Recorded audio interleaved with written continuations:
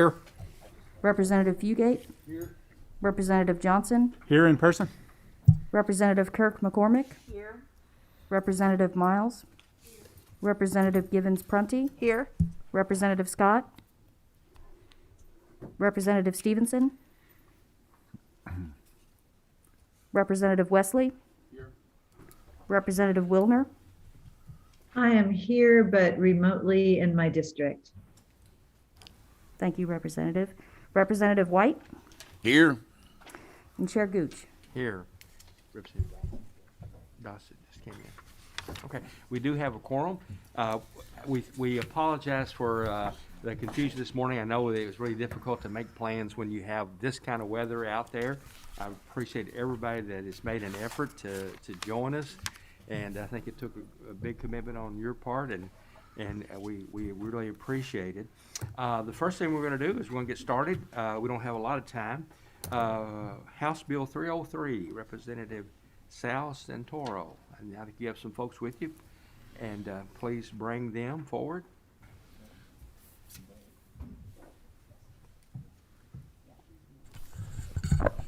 Good morning, Representative Sal Santoro, Boone County District 60. I've come to you with this bill. It was brought to my attention. I'm going to let my guests talk, and thank you all for getting up here, getting out here. I like that early in the morning. Go ahead. Sorry, Patrick Keel with Duke Energy, and I believe Leanne Thacker is on the phone as well. Good morning, Chairman and committee members. Leanne Thacker with the Kentucky Association of Master Contractors. Okay, Lynn, can you make sure your mic is on, please? Oh, yep, we can hear you. Thank you. Okay, great. Thank you, Chairman. All right, Leanne, do you want to start off? Absolutely. Thank you, Patrick. Good morning, Chairman and committee members. Like I said, I'm Leanne Thacker, partner with Top Shelf Lobby. We represent the master contractors. We've been working on this issue for probably almost 2 years now with Patrick and the other groups that are supportive of this piece of legislation today. It's been a very collaborative effort, and I applaud all of the groups for coming to the table and working on such a monumental piece of legislation. The master contractors are concerned really about two pieces of this bill. And I'll be brief because I know you guys heard this in the interim, but we were concerned about call center uniformity. Obviously, this is not a mandatory membership bill. We've dealt with that in the past. That's not what this is. But we're looking for some uniformity across the call center, across the call centers. Just a couple of things that we have mandated that they do is just be staffed to answer the calls during regular business hours, to issue an electronic or written locate ticket to the excavators, to keep records of those locate tickets, and then to update the positive response portal. Those things are all very important, so our jobs in the construction world continue on in a timely fashion. So that's the call center part of the piece of legislation. The second part that we're concerned about and interested in passing is the removal of the excavator's liability. There are a lot of things that are set out in statutes that the excavator has to do before they can dig into the ground. And if we follow all of those rules, we adhere to the timelines that are set out in the piece of legislation. And we also then give the utilities and others a second notice that we are getting ready to go out and to perform the work. Then we feel like that if it's not been done properly on the other side, then it shouldn't be our responsibility or our liability on the line. So there is a provision in the bill that would do that as well. Okay, thank you, Lynn. We do have a motion and a second on the bill. Patrick, did you want to say anything else? I'd be happy to answer any questions. Okay. But now we do have someone here, I think, to testify Yes. against it, Tyler Campbell, which you'll come forward, and you two guys want to just stay there, you can. We're all friends here, I people, so understand. don't worry about this, okay? So go ahead and my Introduce competition. yourself and Thank you all, Chairman Gooch and members of the committee. For the record, my name is Tyler Campbell. I'm the Executive Director of the Kentucky Telecom Association. We represent 16 of Kentucky's rural telecom cooperatives and small independent commercial providers. Our members provide broadband voice and video service for about 45 counties. All are part of 45 counties in the Commonwealth.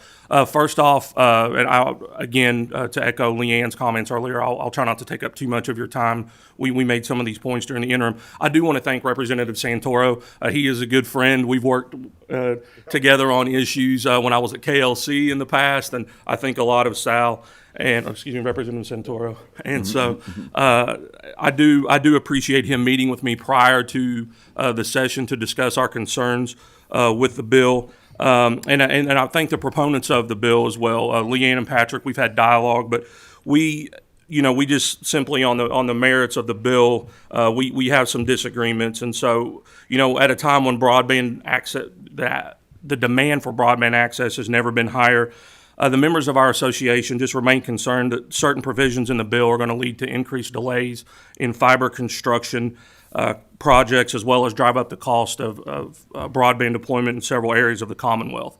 The new definition as defined in the bill for untonable or unmapped facilities will increase locate request times from the current law of 2 working days to 5 working days, and these large project requests, which are locate requests over 2,000 feet, they would increase from current 5 working days to 8 working days. That's more than any of our surrounding states. All of our surrounding states require locate requests to be completed within 2 to 3 working days. Ohio is 48 hours. Indiana is 2 full working days. Tennessee is 3 working days. Illinois is 2. West Virginia is 2. Outside of just the broadband aspect of this, our cooperatives, our member companies represent their cooperative members, and many feel that these increased timeframes will be unacceptable for their cooperative members as homeowners and landowners wishing to dig or excavate on their own property in a timely manner when they might have utilities buried on the property. And so previous iterations of this bill, like I said, address the untonable facilities. The addition of unmapped facilities will provide another exception for additional time to be afforded for future locate requests. And we feel that provision itself is problematic. If you have underground facilities, they should be on some type of digital or physical map. So that in of itself is an issue. And then already in the current law, accuracy is a problem. Being able to accurately locate lines for non-metallic facilities is an issue. Current law states that non-metallic facilities that don't have metallic tracer wire must be located as accurately as possible based on field location records. This results in a wide interpretation of the current law and current practices to locate those lines. The bill, and this is an important point for our members, the bill does nothing to address the accuracy of these lines, and it gives operators extended time frames to try and locate these facilities, as I already said, that are far beyond what other states do. So without this accuracy requirement, we're giving operators extended time, and they're probably not going to be able to locate them any more accurately than they can today. And so we feel that the definition of approximate location should include that type of accuracy requirement. I believe that we can all agree the pandemic has highlighted the need for more broadband in Kentucky. I have no doubt that the General Assembly shares our goals in deploying broadband to as many residents in the Commonwealth as possible. Our members work diligently every day in these rural areas that are very high-cost areas to serve, to bring world-class broadband to our rural residents and businesses. We agree that Kentucky's DIG law needs improvement. The streamlining of the 811 contact centers and the waiver of liability are not issues for our association. However, the timelines in the bill and the lack of being able to accurately locate these lines, my members feel strongly that will impede broadband deployment, and it really won't improve on damage prevention. With that, I truly appreciate your time. I want to thank Sal for his dialogue with us. Representative Santoro has had an open dialogue. Our members feel strongly about this issue, and we just have not been able to come to an agreement on the language. Okay, thank you. Patrick, would either of you like to respond to maybe their concerns? Thank you, Chairman. Just a couple of comments. There have literally been hundreds of hours put into this bill working on a compromise between the utilities and excavators. We have over 20 organizations that have come out in support of this bill, including a number of other broadband companies. Approximate location is currently part of the law. That's not something new that's being introduced in this bill. $90 million was invested by the state and federal government in water systems from 2000 to 2010. And the requirement that facilities be locatable from the surface was not passed until 2012 and didn't go into effect until 2013. I think we can all agree that our rural water systems probably can't afford to dig up all their lines and lay tracer wire and then rebury their lines. I think we all know they're struggling as it is. So approximate location's been part of the law, and in this bill would remain part of the law. I agree with Tyler, that there is a need for us to be able to locate more accurately. The intent of the timeframes, just to lay out an example, if an excavator were to call a utility on a Monday, say at 8 o'clock at night, on Tuesday we notify our contractor. On Wednesday they go out and try to locate. If they can't find a tone on that line, they call us back and say this is untonable. At that point, we become the excavator. We now have to submit a ticket on our own. The law does not allow us to operate under the ticket that the initial excavator filed. So we have to submit a ticket because we may be digging outside of their area that they have laid out. So on Thursday, Friday, we have to wait for the other utilities to respond to our ticket. So the earliest that we could feasibly comply with the law is on Monday, the 5th day. So the untonable language was not just an arbitrary number that we pulled out of the air and said, it'd be nice to have 5 days to go out and locate. For us to comply with the law, we need 5 days to be able to go out and pothole and locate those facilities. And I think that's important to emphasize. This wasn't just something that we thought would be nice to have more time. And I know that's unprecedented. It's not in the surrounding states. But I will also say the waiver of liability is not in any other state's law across the country. So the willingness of the utilities to allow the excavators to have a waiver of liability if they cause damage after they have gone through the process laid out in Representative Santoro's bill is unprecedented.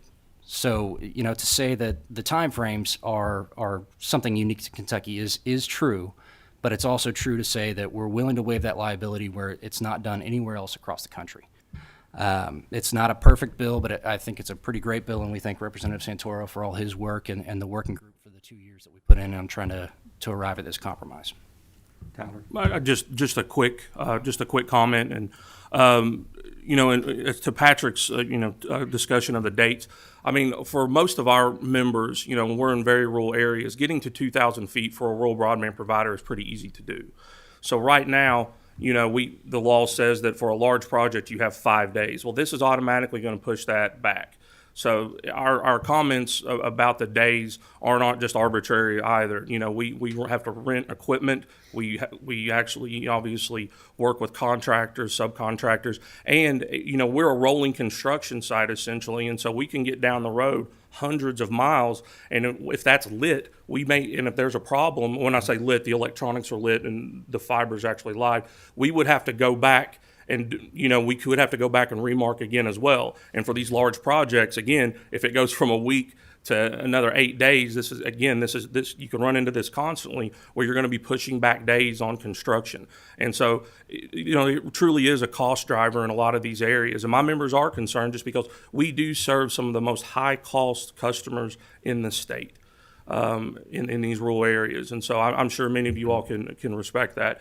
To Patrick's point, about the waiver of liability, I will say that does not appear in some provisions of the law in other states. He is correct. That provision does not apply to gas. And so even if you have a gas utility in Kentucky and it's there, that waiver is not applicable. So you will still have to wait, and for good reason, obviously, for public safety. But like I said, that waiver is there. But we would argue that if you, again, follow the law and enforcement, I think we can all universally agree is probably an issue regardless of, not in this bill. Enforcement of 811 is an issue that we will probably need to take up in future General Assemblies. But I will say that if you follow the law as it is now and those time frames that are in there now, you shouldn't be held liable for those damages anyway. And so, again, I know that the approximate location is a part of the law, but every state around us is moving toward more accurately locating. And so my members just feel strongly that we need to be moving closer to that, not extending the time frames out when it could further delay fiber construction. Any questions from the members? Yes, Representative Paulson. I don't really have a question. I just like to make a statement. I appreciate the compromise that the author has been willing to do to work with the telecoms. And it sounds like to me that except for maybe large projects, which are small in number compared to all the small digs that go on all over the state, that we're stumbling over large projects when we really don't need to be. So my suggestion would be to have this bill. I intend to fully support it, because if we can then evaluate if large projects are slowed down. I don't believe they will be. I believe large projects are going to move just fine. But if they don't, we can evaluate that, and this body can then give you some compromise towards that. But we don't need to get in the way of the majority of digs, which are small issues, and the safety that goes along with that. So I think this is a good compromise.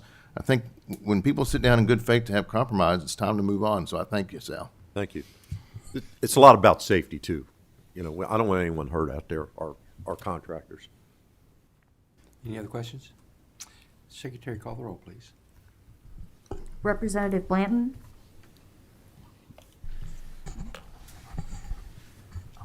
Representative Bowling? Yes. Representative Bridges? Yes. Representative Birch? Representative Cantrell? Representative Dossett? Yes. Representative Dotson? Yes. Representative Duplessis? Yes?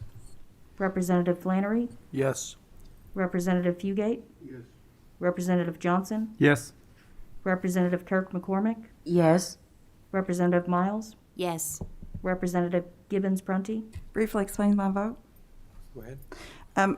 I represent rural areas, rural Kentucky, and I have a small telecom that actually services me with internet, and the broadband needs in our district are so great because of the pandemic. As it revealed it, I'm going to have to be a no today. Representative Scott? Representative Stevenson? Representative Wesley? Yes. Representative White? Yes. Chair Gooch? Yes. Mr. Chairman, Yes, Mr. Representative. John Blanton, I'm sorry I didn't get to my unmute quick enough. I'd like to cast a vote, if I may. Go ahead. May I explain my Yes. vote, sir? Yes, you can. Because of my local telecoms that have reached out to me early on, I actually were the first ones to reach out to me. I'm going to be a no today, and I'm hoping that my telecoms and everybody else, because I've got friends on both sides of this issue, and so I'm hoping we can get this ironed out. So I reserve the right to still vote for it on the floor, but for today, I have to be a no. Thank you, Mr. Chairman. 14 yes votes. The bill passes with favorable expression of the same. Thank you all. Thank you all. Okay, next, we're moving right along. We have House Bill 386. Representative Chris Freeland, I'm sorry. Too many Chris's.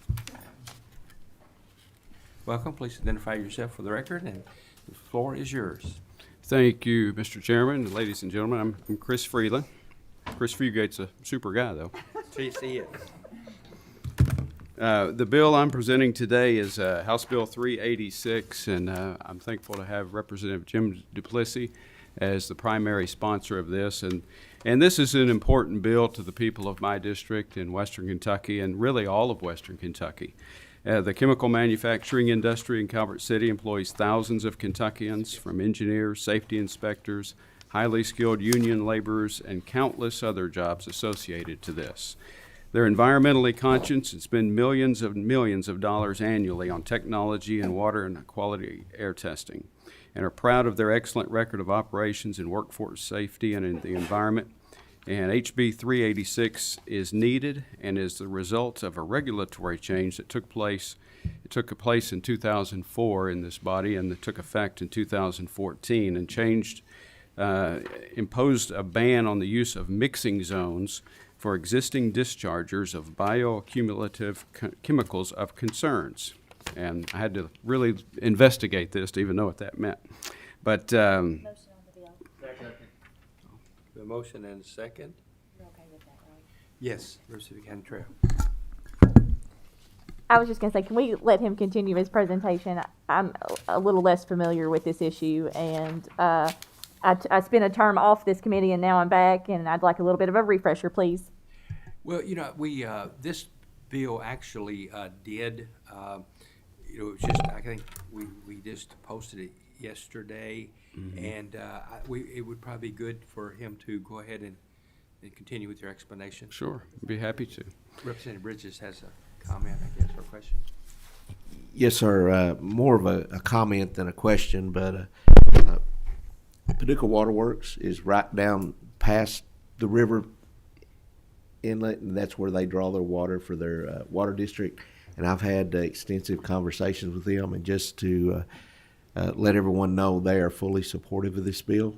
And there's been concern about the changing of the allowances on this. So I just for one that's directly would have a direct effect on this, I talked to them and they have they're fully supportive of this. So I just want everyone to be aware of that, and that they would be the ones probably at the most detriment of what this would do. So thank you, Right. Mr. Chair. Please continue. Thank you. And this is not an allowance to pollute more into the water. That is not what's at stake. This is just clarifying language so that a test can be implemented that they can reach. Right now, the regulations are in place that don't allow these companies to even meet the standards. There's no technology that exists to meet Kentucky standards. And we're just saying that there ought to be a way that they can do what they're doing in a very environmentally friendly way and still be able to operate. And I can't even begin to tell you what it would mean to our area and really our entire state to lose these type of companies.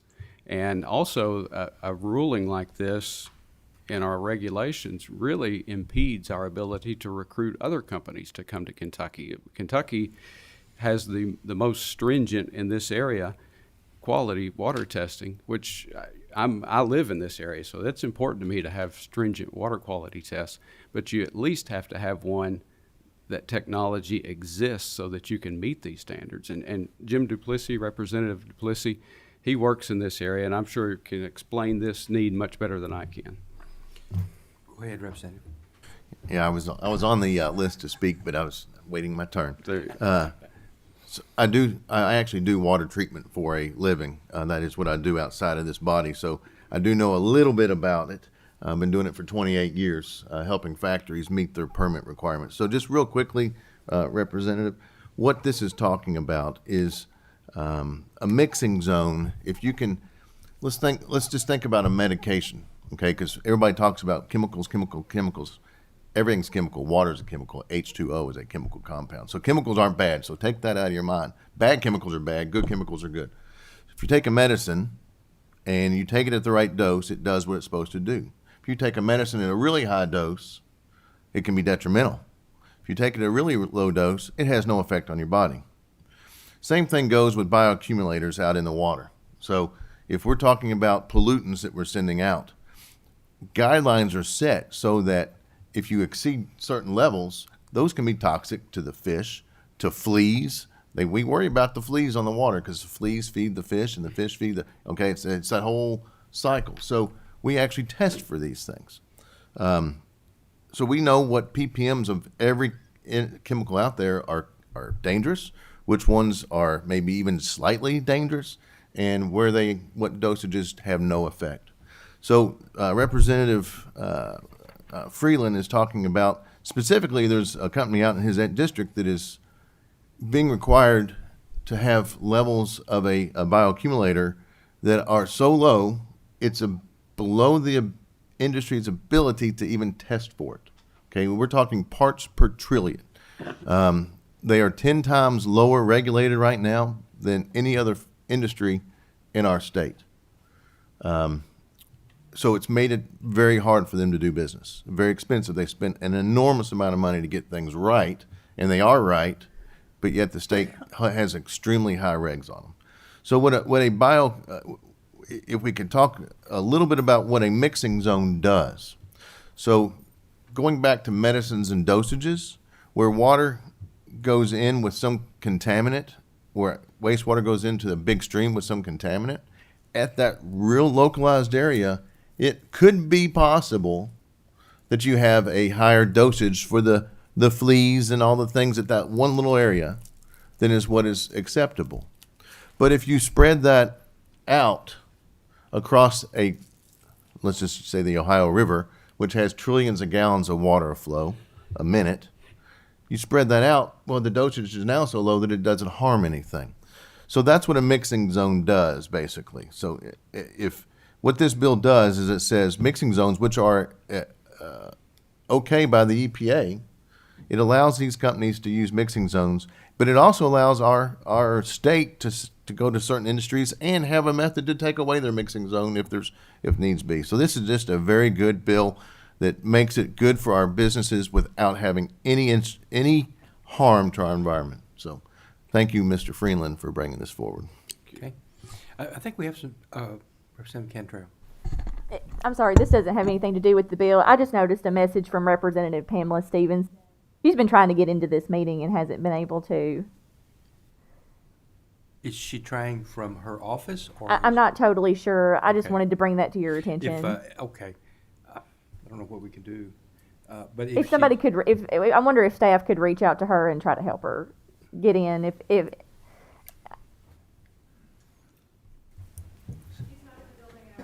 she's not in the building, so, I would like for her to be able to observe.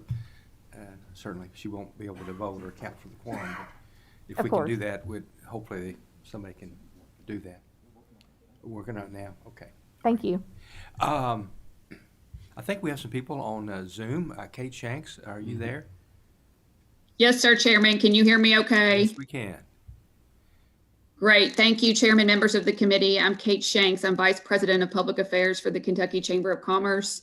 I'm here to speak in support of House Bill 386, and I want to thank Representative Freeland for bringing this bill today. This is actually an issue that we have worked on for several years. We have weighed in during the Kentucky Division of Water's triennial review process. It's an every 3-year process where they look at water quality standards. We weighed in on this issue twice.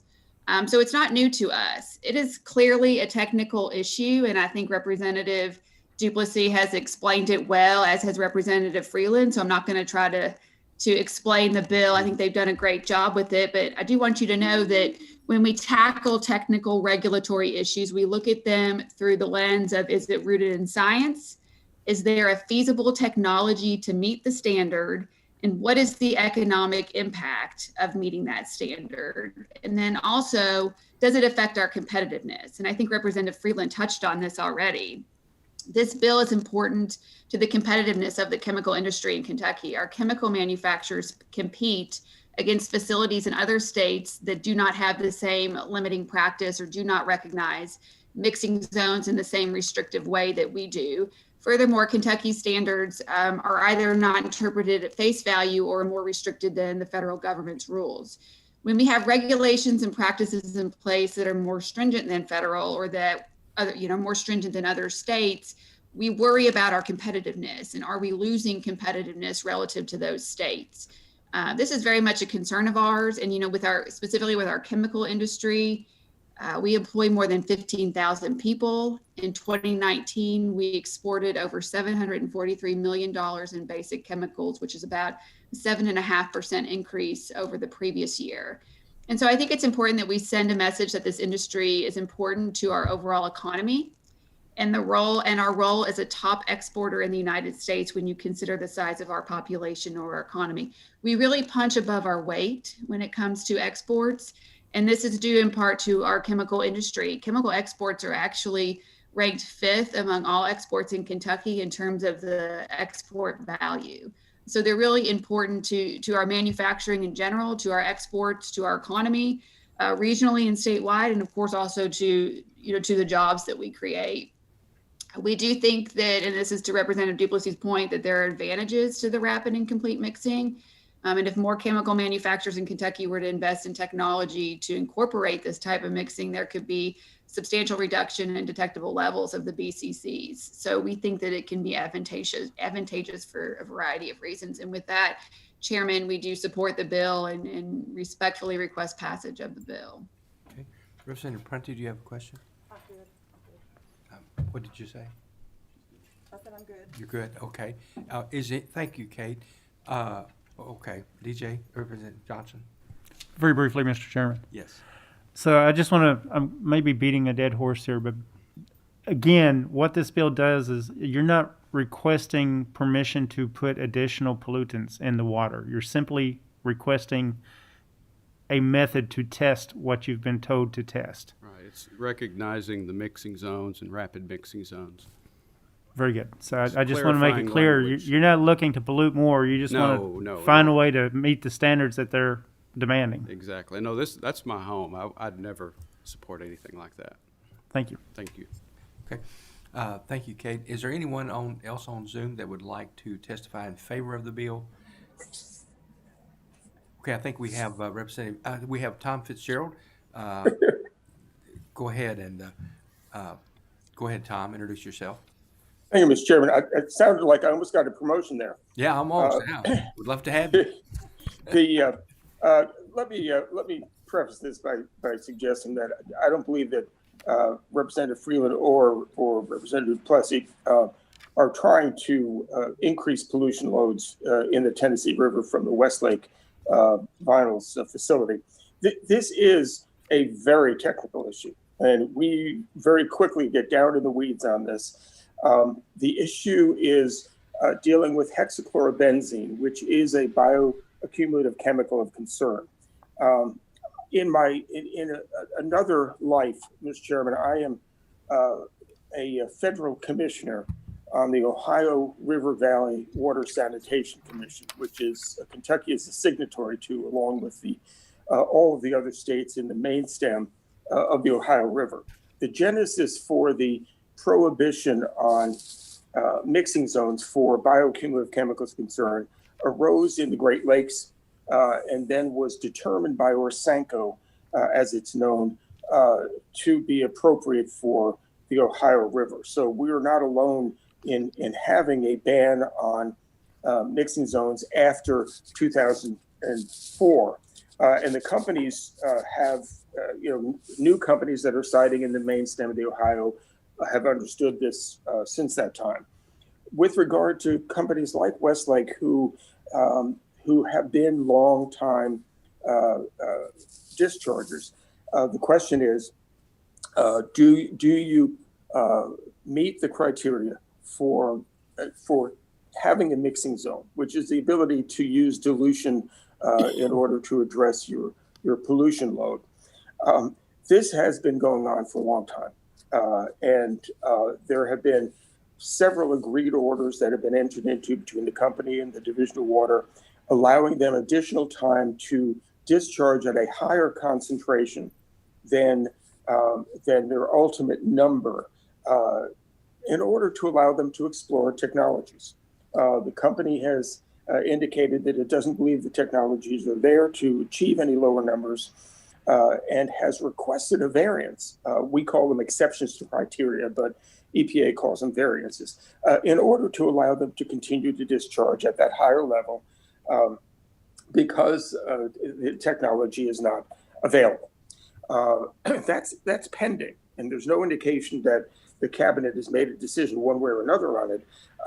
But it is a permit by permit decision that is made based on looking at the stream, because mixing zones can't be of a certain greater than a third of the reach of the stream. You look at what's downstream, you look at the nature of the chemical. And one of the reasons that BCCs, as they're known, are now no longer subject to mixing zones is because they don't disperse in the environment. They accumulate. They accumulate biologically through the, as Representative Duplessis indicated, the water fleas and the fish and so that's one of the reasons we have limitations on the ability to eat fish from our rivers and some of our streams is because of the bioaccumulation of things like mercury. And so there's a reason why we do the things we do. And there is an escape valve. There is a relief valve here, which is called a variance. I am concerned. I'm not suggesting that Westlake may or may not have met the standards for getting an exception to criteria. And I've been in conversation with Bob Babbage, who is a friend and a colleague of many years, and we will continue that conversation. But my concern is that legislating that you are entitled to a mixing zone, if you had one in 2004, and that you have to adopt a regulation in order to extinguish that, is inconsistent with our obligations under the Clean Water Act. This has to be a permit by permit determination. And there is a process. If the agency is acting arbitrarily, you take them up an administrative appeal, you take them up a judicial review. But to say that we have to adopt a regulation to change or extinguish a mixing zone is inconsistent with the cabinet's obligations under the Clean Water Act to make these decisions on a case-by-case basis and a permit-by-permit basis. And I'm concerned as a matter of policy that if we are going to start adopting legislation that seeks to determine the issuance of individual permits rather than allowing the permitting process to unfold the way that it's intended, we're going to need a whole lot more time for this committee and the General Assembly to meet, because every time there's a technical issue, somebody's going to be coming over and asking for relief from the General Assembly. So with that, I appreciate your time very much. I appreciate the intent that the sponsors have for the bill, and I don't for a minute think that they are attempting to try to increase pollution loads from this facility. I'm just concerned that this is not the way to resolve this long-standing issue between the agency and this discharger, and could have consequences that would affect our ability to continue to maintain our delegated program under the Clean Water Act. And I'm happy to answer any questions, and I look forward to continuing the dialogue with the company and hopefully with the cabinet to see if we can achieve a solution without the necessity of enacting this measure into law. Okay, thank you. Representative Duplessis, do you have a question? I did. Comment. Thank you, Mr. Chairman. And Tom Fitzgerald, you know I respect you tons. Heck, you live right down the street from my brother, so I got to. That's right. But I got to take a little bit of issue with some of the things you've said.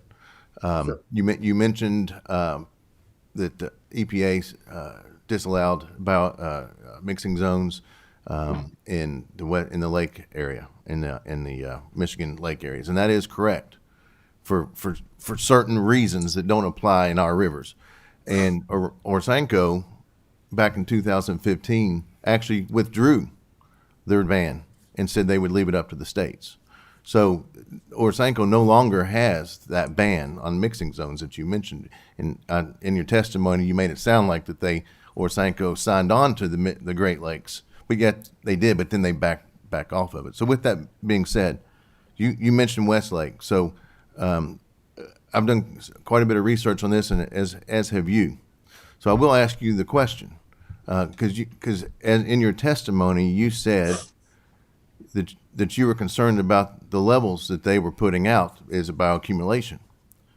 Can you cite for me one factory, one discharger in our entire state that is even close to as low as this Westlake is? Because Westlake is about 10 times lower than the permitted levels for other industries in our state. So I'd like to know if you know of any industry, since you mentioned Westlake, that is lower than them.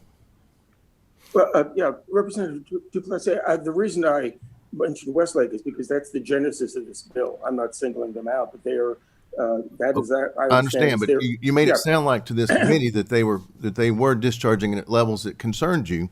When in actuality their discharge levels are 10x lower than anybody in the industry that would be similar to that. Is that correct? Let me. I've not done a review of every permit that discharges hexachlorobenzene in the Commonwealth, so I can't answer that. Okay. But let me clarify a couple of points. And you mentioned, parts per trillion is pretty low. We actually have another discharger in the Commonwealth where we're dealing with parts per quadrillion, which is below detectable levels of dioxin. So you're right, the dose makes the poison. I'm not suggesting that the levels that are currently being discharged are having an adverse biological effect, because I've not done the research. All I'm suggesting that's fair enough. So I just want this committee to understand that we're not talking about putting high levels and then dilution is a solution to pollution. That's not what we're talking about. We're not talking about allowing an industry to circumvent what would be safe for our water. That's not what this is about. And you mentioned how much time it would cost this legislature to have to deal with each and every one of those. And I agree, we don't want to do that. But I also want to make the point that it's been, for the industry that you mentioned, Westlake, over 10 years that they've been fighting this, waiting for this to get done. So at some point, as legislatures, we have to also look out for the folks who have jobs, for the folks who are trying to make a living. And when we have common sense things that we're not getting done for our factories, that's when we need to step in. And this bill does, Fitz, and anybody else listening, allow our state regulators to, on a case-by-case basis, disallow mixing zones if they have good, sound science to do so. This does not say you, across the board, you must use and are allowed to use mixing zones. The state will still have prudence on that. So to this committee, this is a good common sense bill that is good for us, and I move passage. Mr. Chairman, Yes. let me just briefly respond. I appreciate your mentioning what Orsanco did, Representative Duplessis, because I wrote that and negotiated that language. And I'm certainly not speaking today as a federal commissioner or on behalf of Orsanco, but the pollution control standards were revised not to eliminate the ban on bioaccumulative chemicals of concern. The question was, do you eliminate the mixing zone opportunity for the industries before 2004? And because it was sunsetting, it originally been 2015, and then it was pushed up by several years. And as the Orsanco and the states approached the point at which there would be no more mixing zones, it was decided to, instead of eliminating them, to let that decision be made on a case-by-case basis as part of the permit review. So we synced up the determination of whether you're entitled to a continued mixing zone because you've done everything that you can technologically. And we synced it up with the KPDES or NPDES permitting process. So they didn't eliminate it, but for those that were grandfathered, they created a process which is very similar to our exception to criteria process that allows you to demonstrate you still need it. Now, and this has been going on since 2010, I believe, was the earliest documents I saw, but it was only 2020 when the company applied for a variance. And so my suggestion is that the agency be allowed the time to review the application for variance because it was only filed within the past year. And so I appreciate your point. And you do have wonderful nephews and nieces down the street here. And I'd be happy to, at some point, send everybody a copy just for your records of Orsanco's current standards, because this is an issue that it's not just Kentucky and it's not just Westlake that's grappling with this. But it is one where there needs to be an escape valve, and in this case, we think there is one there already, and that's the concern with legislating it. So, with that, Mr. Chairman, I'm happy to answer any of the questions, and I appreciate Representative Duplessis. You were always on point when it comes to talking about the science, and I always appreciate that, whether it's net metering or it's this issue. Thank you.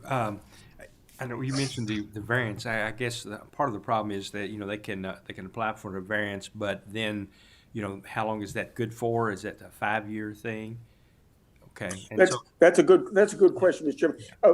The approach that Orsanco did was it would be a 5-year thing because your permits have a 5-year cycle, and so basically what you'd be doing is you have your mixing zone, you go back 5 years and you say, look, the technology hasn't changed. There's no way to reduce the concentrations at the upper end of the pipe, so therefore we continue to need to use to have our compliance point measured after a certain amount of mixing has occurred. Okay. And so it's as permanent as anything is in when you're dealing with environmental science. Okay. I think one of the things that a lot of us run into often is that many of the companies, especially the larger companies that are in this state, are companies that have operations in other states as well. And, they often will make plans to expand, create more jobs, and that sort of thing. And so then they have to apply to their company to make those investments or whatever. And when they can't get something from the state in a timely manner, then what happens is that investment may go to another state, and those jobs go somewhere else. And so, we understand that sometimes state government doesn't operate too fast, but that's kind of an understatement. Now, we think they need to be a little bit more receptive to needs for our businesses out there. So with that, we do have a motion and a second on the bill. I will ask, I think, Representative Pamela Stevenson, I hope that we've been able to get you on. Can you let us know, are you in your... I am not on campus. Okay. Well, we're glad you're able to view at least some of the discussions, but obviously we won't be allowed to count you as a vote. But yes. But we are glad that you're able to attend with us. Hope the weather is better there than it was here in Frankfort this morning. It was pretty rough. So with that, I ask the clerk to call the roll, please. Representative Blanton. Representative Bowling. Yes. Representative Bridges. Yes. Representative Birch. Representative Cantrell. Representative Dossett. Yes. Representative Dotson. Yes. Representative Duplessis. Yes. Representative Flannery. Yes. Representative Fugate. Yes. Representative Johnson. Yes. Representative Kirk McCormick. Yes. Representative Miles. Yes. Representative Gibbons Prunty. Yes. Representative Scott. Representative Wesley. Yes. Representative White. Yes. And Chair Gooch. Yes. The bill does pass with favorable expression. The same should pass. We are going to have to adjourn because they do need to clean the meeting before the next one. I think the committee did very good work today because when we first got here, we weren't sure we were going to be able to meet, and for us to get through this agenda in about 45 minutes, I think we did an excellent job. So thank you, committee.